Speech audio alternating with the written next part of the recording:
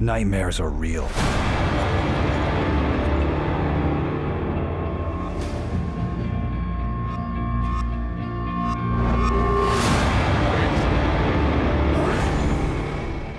We're lucky enough to have been chosen to talk a little bit about a game called Shadow Realms coming out of Bioware that was just announced here yesterday morning at Gamescom. Very exciting, very different approach to a Bioware game. Definitely. Tell us a little bit about the origins of this game and how it came to be. Wow, so when you think about the origins of this game, we've been thinking about this game for a year and a half, 2 years now. And it really came out of, I know this sounds really nerdy, but it really came out of us sitting around literally playing Dungeons and Dragons, and we were kind of thinking back to our old days when we were, kids playing D&D in the 80s.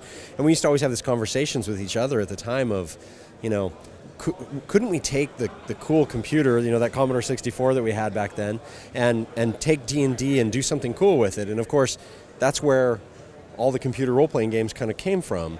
And we've done some amazing things with role-playing games since then. You look at some of the games out there. You look at Dragon Age, for example. Oh my Lord. I mean, what a game that is going to be. Dragon Age 3, wow. I can't wait for it.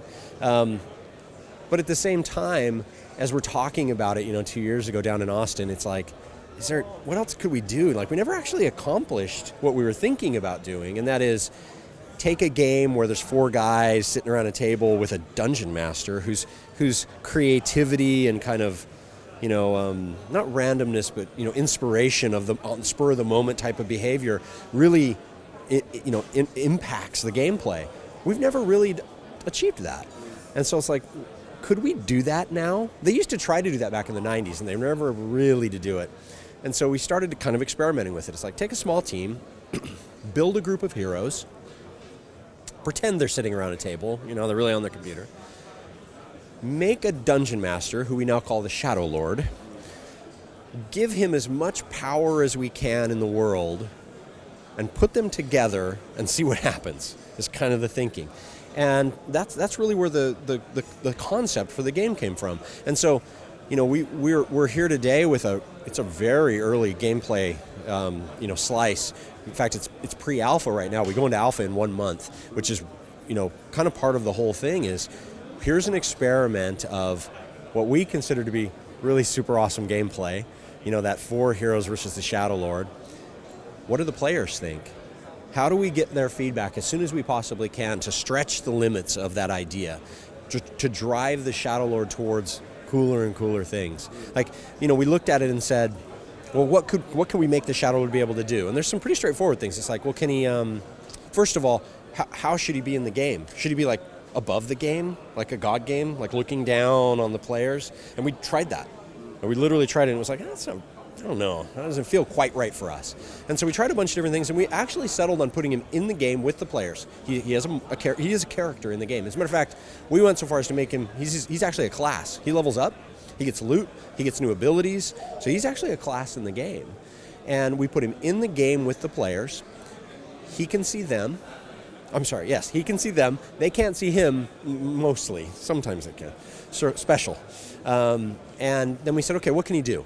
Can he cast spells and attack the players directly? Yeah, we can do that. Check, we'll do that. Can he make monsters and put them in the world and have them attack the players? Sure, he can do that. Can he before he enters the game? Can he look at the types of monsters that are going to spawn? Is it orcs, or is it elves, or is it demons? And then just change them before we even go in, so it's different bosses and different encounters. Yeah, we can do that. So put that in. Can he set traps and do all sorts of crazy evil stuff, that the players get caught in? Yeah, we can do that. So we did that. Then we started to get into things that are a little more difficult. Can he change the world? And so we're experimenting. This is where we're at right now. We're experimenting with can he if you go into a room and there's 2 ways out, can he lock one of the ways out and force you down another way so that it changes the path through the dungeon or wherever you're adventuring at the time? And so if you were to play it again and he changed a different way? Would you go in a different direction? And so we're experimenting with that right now. And so we want to get out into alpha so that the players can go, well, have you thought about this? How about this? This would be really cool. Because we're right now, we're like, man, this is fun. Now what else can we do? So I know it's a long answer, but that's where the game came from. And that's what we're really focused on now. It really feels like this asymmetric multiplayer is something that's really a trend in gaming right now. We got sort of similar ideas going in Fable Legends and Evolve, although a totally different game, also has that 4-on-1 element.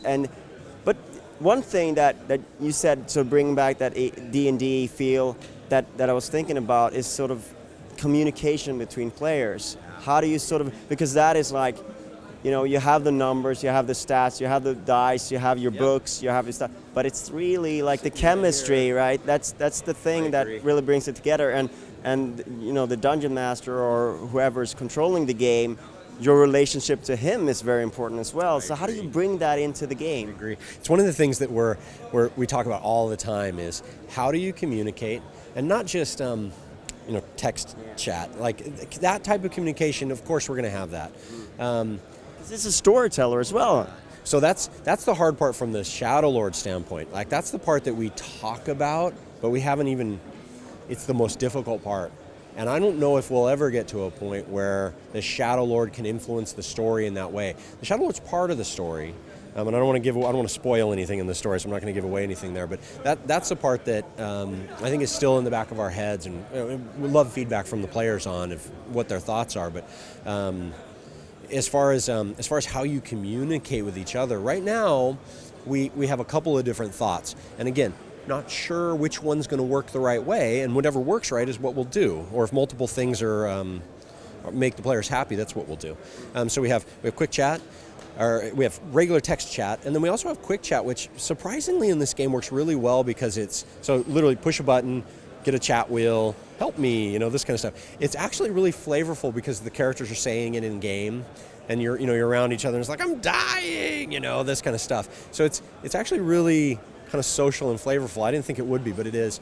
And then a lot of conversation about doing built-in voice chat so that people can just talk to each other. Because if there's one thing you'll see about this game as we play it more and more, it is about the team of players, not one player. You will get murdered and your team will lose if you play as individuals. It's about entering this adventure, talking to each other about, hey, are you going to play a warrior this time? Okay, cool. What kind of warrior are you playing? Oh, you're playing an axe warrior with a shield. Okay, I'm going to play the bazooka warrior, Or are you going to play wizard? You're playing an ice wizard. Okay, I'll play the trap wizard so that we can complement each other.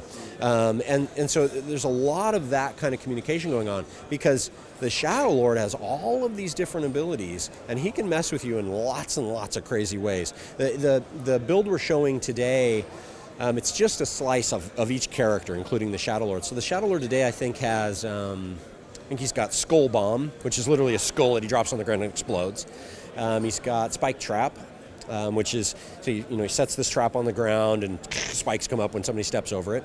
I think he's got the Rat Wolf monster, which is basically a giant rat wolf, that he can either summon and let just go and attack, like he can sick him on the players, or he can take control of it himself, possess the monster, and he has access to all the monster special abilities, so he can actually play as that monster if he wants to.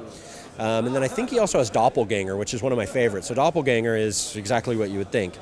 There's 4 heroes. He can summon Doppelganger and become one of those heroes. He looks exactly like them. And if they're not paying attention, they won't know he's there. And then he can sneak attack them when they're least expecting it. And it creates absolute chaos in the game when it happens. It's the most delightful thing ever. So there's a lot of different things that I think that we have to experiment with to get to the right kind of flavor of that. So you're taking this approach of sort of building it as you go, listening to the community, all that stuff. Is that also true for the universe, or is that something that you've sort of set the rules for? And because of course creating universes is sort of in Bioware DNA. How do you deal with that? Yeah, I think that's a really interesting question. I think we have a pretty solid lore behind this game right now. I mean, you can see it on the website, our launch site right now, some of the lore behind Earth and this other world called Embra, and this Earth being a technological place and the laws of nature and physics, and Ember being kind of a magical place and the laws of nature are around magic. And the shadow legions on Ember are exterminating mankind. They're killing everybody. And so the magicians on this planet have punched a hole in space and time to come and ask Earth for help. And at the same time, what they've done is they've let some of the magic leak through onto Earth, which, you, me, all of a sudden we have latent magical abilities, and it's like, wow, I can cast a fireball all of a sudden.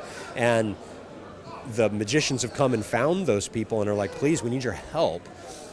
And so the battle starts to happen on Embra, but unbeknownst to, I'm ruining some of the story just a little tiny bit, unbeknownst to those magicians, they've also let the Shadow Legions onto Earth.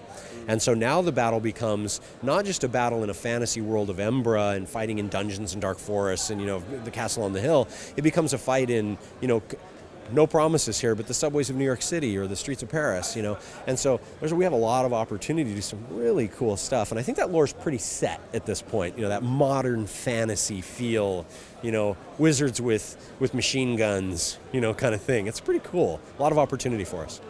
And you're PC only, which I think some fans will be very happy about, doing a PC only game. What's the rollout plan now? You want to release it as soon as possible? That's the idea, to get people playing it. What's your plan? Yeah. First of all, let me clarify the PC only thing. So, that's currently what we're working on. We're PC first, is how I'd put it. So it doesn't mean we'll go to console. It means that we don't rule that out. When you go and play the game, this is an action RPG. It feels visceral. You could see yourself putting a controller in your hand and playing it like this, because that's what it feels like, just heavy sword action and fireballs and crazy stuff. So we don't rule that out, but we are PC first, most definitely, focused on that to give the best experience possible. We go into alpha next month. We're going to stay in alpha as long as we need to, is kind of my thing. What we want to do first is I think we're in a really great place with this 4v1 right now. I want to get the feedback from the players, and I want to make sure that we're right, that the passion that we feel matches the passion that they see in the game. And then we'll start to roll out the other pieces of the game, character progression. The other two, we've got 4 characters right now. We'll roll out 2 more characters. How Shadow Lord progression works, all of those pieces, how the loot system works and loot in the game. Story and episodic story is a huge thing in this game, and how we tell that, Bioware story with choice and betrayal and romance options and, all these cool things that you would expect. That comes in. At that point, we step back and go, okay, do we feel good about what we've got here? The players feel good about what we got here. Then we go into beta. The intent would be we go into beta sometime early to mid next year, depending upon how things go in alpha. And then launch as soon as we can. Our current goal is to launch the end of next year. That's our plan. We've never done anything quite like, in 2 ways. We never built a game quite like this. I don't think anybody's built a game quite like this. And we are so early. Like, we have come out and put it in the players' hands at a time when I don't know very many developers who do. And so there's a lot of opportunity for the players to give us feedback. And our ultimate goal is to build a game that the players love. So we want to hear the feedback, we want to listen to it, and we want to then change the game based on that good feedback to make the best game possible. So whatever it takes, we're going to do. All right. Thank you so much for your time. Absolutely. Thank you.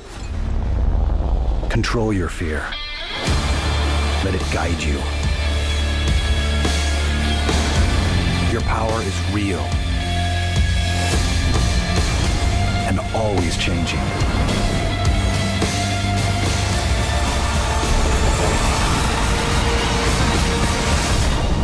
You've been chosen.